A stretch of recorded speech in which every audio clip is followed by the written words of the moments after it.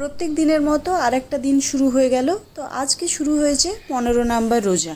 তো আজকে ভাবছি একটু ইফতার দেব। আমাদের নিচে কিছু ছেলে থাকে, রেন্টে পড়াশোনা করছে, তো তাদেরকেই আমরা ইফতারটা বরাবর দিয়ে আসি। তো সকালবেলা একটু রোজা বলে দেরি থেকেই ঘুম থেকে ওঠা হচ্ছে, তো উঠেই ভাবলাম যে আগে অনেকগুলো বাসন আছে সেগুলো মেজে নিই। আসলে কি বলুন তো, গতকালকে না আমার বাসনগুলো মাজা হয়নি, খুব বিরক্ত লাগছিল, তো ভাবলাম থাক মাজবো না, সকালবেলায় উঠেই মেজে নেব। তো এই যে সকালবেলায় উঠে তো আরও মেজাজ গরম হয়ে গেল যে এতগুলো বাসন রাখা আছে, বাপরে, তো এগুলো তো মাজতেই হবে।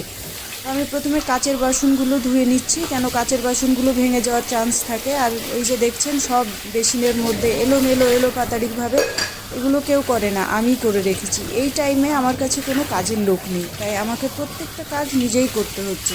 যারা ভাবে হয়তো বাড়ির বউ বাড়িতে থাকে, তার আবার কিসের কাজ, সারাক্ষণ হয়তো বসেই থাকে, মোবাইল দেখে, তারা একদমই এই ভুল ধারণার মধ্যে থাকবেন না। জানেন, সারাক্ষণ 12 ঘন্টার দিনের মধ্যে মনে হয় 6 ঘন্টা আমাদের কাজই করতে হয়। কাজের লোকে কাজ করে দিয়ে গেলেও সংসারের প্রচুর কাজ থাকে, প্রচুর কাজ।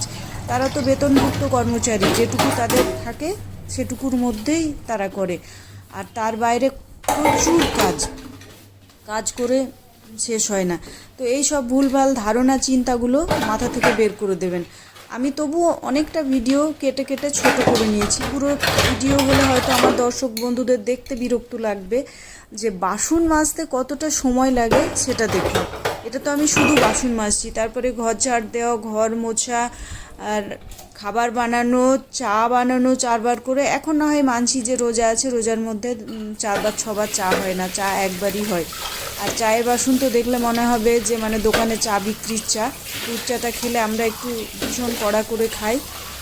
তো বাসন মাজছি আর আপনাদের সঙ্গে গল্প করছি, আর নিজের উপরেও খুব বিরক্ত লাগছে যে কেন এতগুলো বাসন আগের দিন মেজে রাখিনি, এত পরিশ্রম। আর তারপরে তো রোজা মুখে বুঝতেই পারছেন, যারা রোজা করেন তারা জানেন একটা খাবারের ক্রাইসিস তো ঘটে। কেউ যদি বলে যে আমার এরকম মনে হয় না, সেটা ভুল ধারণা। কিন্তু আমার রোজা রাখলে কষ্ট হয় ভাই, আমার খুব কষ্ট হয়, আমার খিদে পায়, কিন্তু তবুও করতে হবে, উপায় নাই। যেটুকু আছে সেটুকু তো করতেই হবে, আস্তে আস্তে চেষ্টা করছি আর রোজা করছি। এবার বাসন মাজার পরে বোতল, এত বোতল দেখেছেন খালি অবস্থায় পড়ে আছে, তো বোতলগুলোতে জল ভরলাম। আমি সচরাচর কাচের বোতল সব সময় ইউজ করি। কাচের বোতল হলে কি বলুন তো, জল তো প্লাস্টিকের বোতলে খেলে শরীরে এমনিতে তো যোগের বাসার শেষ নেই, তো সেই কারণে আমি কাচের বোতলটাই বেশি প্রেফার করি। তো ঝাড়ু তো দিয়েই নিয়েছি, ওটা দেখায়নি, ডাস্টিং করে নিলাম। তারপরে আজকে 10-12 জনের মতো ইফতার, তো রান্নাবান্না প্রচুর আছে, কেন অনেক রান্নাবান্না করব। তার সঙ্গে হবে আলুর চপ, বেগনি, মাংস, একটা সবজি, ডাল। শুধুই ইফতার না, ইফতারের সঙ্গে রাত্রের ডিনারটাও দেওয়া হবে। তো এক হাতে সব কাজ, বুঝতে পারছেন আমার কি অবস্থা। তো দাঁড়িয়ে থেকে থেকে না কোমর ধরে গেল। তো সেই জন্য এবার পিঁড়েটা নিয়ে একটু বসেই পেঁয়াজ কাটতে শুরু করলাম, যে না বাবা একটু বসে কাজ করি, আবার যখন দাঁড়ানোর প্রয়োজন হবে তখন দাঁড়িয়ে করব।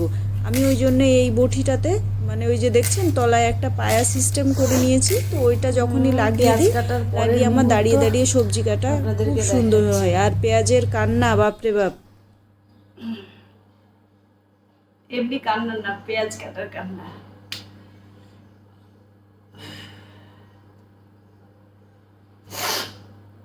তো এবার এই যে কান্না টান্না সেরে নাক মুছে, নাকের জল চোখের জল এক হলো, দিয়ে এবার চপের জন্য আলু কেটে নিচ্ছি। দিয়ে আলুগুলোকে সিটি দিয়ে, যেমন আলুর চপ নর্মালি চপের দোকানে বানাই সেইভাবেই বানাবো। আসলে ইফতার করে একটু মনে হয় তেলে ভাজা বা মুড়ির নেশা হয়, চেষ্টা করি না খাওয়ার, কিন্তু কিচ্ছু করার থাকে না, একটু আবার প্রাণটা ওই দিকে চলেই যায়, তাই ওজন কমানোর থেকে ওজন বেড়েই যায় বেশি। তো অনেকগুলোই চপ হবে, প্রায় 20-25 খানা মতো, প্রত্যেকের 2-3টে, যে যেমন খাবে তার জন্য সেই রকম বানাবো। তো তা করতে করতে আমার এই দেখেন এদিকে দেখছি জিরের গুঁড়ো নাই, তো আমি সব সময় ভাজা জিরে গুঁড়োটাই প্রেফার করি। তা জিরেটা একটু ড্রাই রোস্ট করে নিলাম, মিক্সিতে গুঁড়ো করে নেব। আর এইদিকে এই যে মাটন, পেঁয়াজ সব কাটা হয়ে গেছে, তো প্রথমে মাংসটাই চাপিয়ে দেব। আমি একদম ঝটপট করে নেব, নাহলে বিকেলের টাইমটাই খুব অসুবিধা হয়, 4টের পরে একদম ক্লান্ত হয়ে যায় আমি, আমার পায়ে বেঁধে যায়। তো মাংসের জন্য এই যে তেল গরম করে পেঁয়াজটা দিয়ে দিলাম। তো পেঁয়াজটা গোল্ডেন ব্রাউন হওয়ার পরে আমি মাংসটা দিয়ে রান্না করে নেব, নর্মাল যেমন রান্না হয়। আর এইদিকে আলুর চপের জন্য আলু দিয়ে দিলাম। তো তার আগে আমি পেঁয়াজটা ভেজে নিয়েছি, মানে ব্লগটা বড় হয়ে যাবে বলে ডিটেলসটা আপনাদের দেখাতে পারিনি। তো তার সঙ্গে সঙ্গে এই যে লবণ, জিরে গুঁড়ো, ধনে গুঁড়ো, যা গুঁড়ো থাকে বাড়িতে কোনো গুঁড়োকেই বাদ দেবেন না। চপ কিন্তু ভীষণ টেস্টি হয়। আমি কিন্তু খুব সুন্দর চপ বানাই, মানে দোকানও পারবে না আমার চপকে, এতটাই আমি টেস্টি চপ বানাই। তো এইভাবে ভালোভাবে আলুর গায়ে মশলাটা নাড়িয়ে নিয়ে একটু গ্লাসে করে ভেঙে দিলাম। আমার কাছে ওই যে ডাল ঘুটনি বা ভাঙার ওই জিনিসটা নেই, তো আমি গ্লাস দিয়েই কাজ চালিয়ে নিই। আজকে 21 বছর গ্লাসের সাহায্যেই আলু সেদ্ধ থেকে শুরু করে সব কিছুই চলছে। তো খুব ভালোভাবে আলুটাকে মেখে নিচ্ছি যেন আলু গোটা না থাকে। গোটা থাকলে চপ খেতে গিয়ে ওটা মুখে পড়বে, তখন আর ভালো লাগবে না। আর এইদিকে এই যে দেখছেন পেঁয়াজ ভাজা হয়ে গেছে। তো মাংসটাও দিয়ে দিলাম, প্রায় অনেকটাই মাংস, 2 কিলো মতো মাংস আছে। তো মাংসটাও ঝটঝট করে রান্না করে নিই তারপরে তখন। আর মাংস এই যে হয়ে এসছে। এবার ভাবছি কুকারে দিয়ে একটা সিটি দিয়ে নেব। আর একটা সবজি হচ্ছে ছ্যাঁচড়া, ডাঁটা, আলু, পটল, মিষ্টি কুমড়ো দিয়ে। আর এইদিকে এই যে কাস্টার্ড তৈরি হবে তার জন্য বেদানা ছাড়াচ্ছি। বন্ধুরা আমার হাত যদি দেখেন না মনে হবে খেতে পারবো না, বেদানা ছাড়িয়ে ছাড়িয়ে এমন হাতের অবস্থা। আর এই যে আঙ্গুরগুলোকে ছোট ছোট করে কেটে নিচ্ছি। কাস্টার্ডে গোটা গোটা হলে কি বলুন তো অতটা কাস্টার্ড টেস্টি হয় না, একটু ফ্রুটসগুলো কাটা কাটা হলে সব সময় টেস্টি হয়। তো আপনারা ভাববেন না যে আমি এই বটিটাকে আমি ভালো করে স্কচ ব্রাইট দিয়ে মাজলাম, মাজার পরেই ফল কাটছি, নাহলে পেঁয়াজ কাটা হয়েছে, পেঁয়াজের যে স্মেলটা ওটা থেকে গেলে কাস্টার্ড খেতে ভালো লাগবে না। তো অনেকগুলোই আঙ্গুর নিয়েছি, কাটতে অনেকটা সময় লেগেই যাবে। কি অবস্থা আমার দেখেছেন? তো এবার এই যে অ্যাপেলটাকে ছিঁড়ছি, আর সেই রান্নাঘরে ঢুকেছি 10টার সময়, এখন বাজছে 1:30, এখনও রান্নাবান্না কোনো কিছু কমপ্লিট হয়নি। তো দেখা যাক কতক্ষণে কি হয়। আর আজকে তো জোহরের নামাজটাও হলো না, তো দেখা যাক কতক্ষণে কি করি। আর কালকে একটা অ্যালার্জির ওষুধ খেয়েছিলাম বলে আজকে চোখ মুখ একদম ফুলে গিয়েছে, বুঝতে পারছি না কেন এরকম হচ্ছে, গা চুলকিয়ে চুলকিয়ে চলে যাচ্ছে।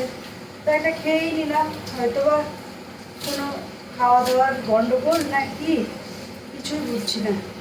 এই যে আপেলগুলো কেটে নিই, তারপরে আপনাদের দেখাচ্ছি। আজকে আমাকে খুব ক্লান্ত লাগছে, প্রচুর ক্লান্ত, মানে বলে বোঝাতে পারবো না।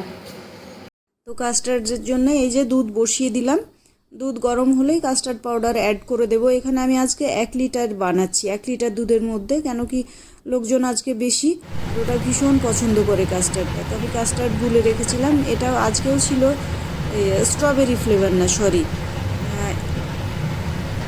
যাই হোক এটা এই ফ্লেভারটা খুব ভালো লাগে। আর এই যে সব ফল কেটে রেখেছিলাম, তো কাস্টার্ডটাকে একটু ঠান্ডা করে ফলটা দিলাম। একটু ঠান্ডার মধ্যে ফলটা দিলে কি বলুন তো ফলটা থেকে জল ছাড়বে না, মানে খুব ভালো টেস্ট থাকবে, ফলেরও গুণাগুণটা একদম পারফেক্ট থাকবে।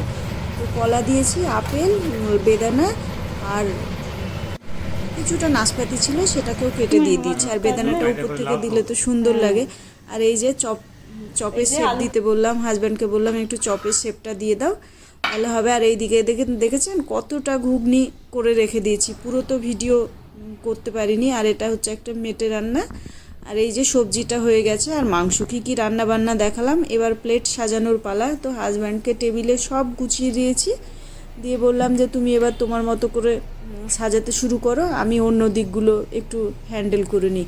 আর আজকে সেই 10টায় ঢুকেছি রান্নাঘরে, এখন 3টে বাজছে, মানে এখনও 3টে পর্যন্ত কাজ কমপ্লিট হয়নি। আর বর তো এটা করছে, তার সঙ্গে এই যে কাস্টার্ড তুলেছে আর শরবত করে নিয়েছে। আমরা আম পান্না দিয়ে শরবত খাই, এই যে সবুজ সবুজ দেখছেন ওটা আম পান্না। তো ইফতারের টাইম হয়ে গিয়েছে, তো ইফতারটা করে নিই। প্রত্যেকে ভালো থাকবেন, সুস্থ থাকবেন, নিজের খেয়াল